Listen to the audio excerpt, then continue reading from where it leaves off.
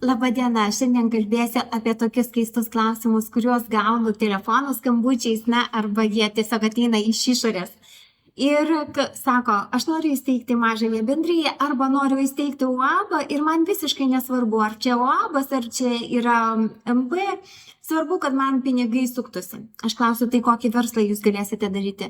Sako, aš nežinau. Aš sakau, už ką jums moka žmonės pinigus, jeigu jūs norite pradėti verslą, kurti, atidaryti mažąją bendriją ar UABą. Aš nesu niekados dariusi verslą ir nieko už nieką man pinigus nemoka. Aš sakau, tai kam jūs tada atidarote tą verslą? O sako, todėl, kad aš dabar gavau palikimą ir aš dabar turiu pinigų, reiškia, tie pinigai turi suktis patys ir man uždirbti pinigus. Aš taip sutinku, kad jie turi suktis, tačiau jūsų atsakomybė, kur tos pinigus įdedate, investuojate, perkate prekes, paslaugas parduodate ar ne, ir jūs esate atsakingi, kiek tie pinigai uždirbs jums pelno.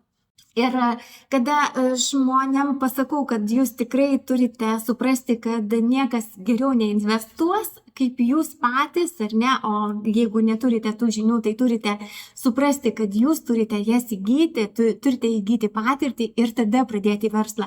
Tada žmonės sako, žinote, man sakė, kad investuos mano pinigus.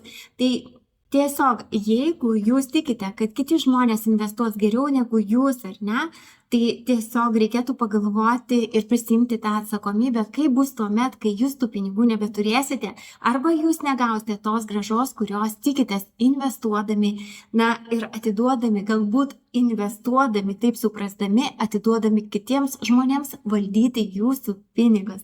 Iki.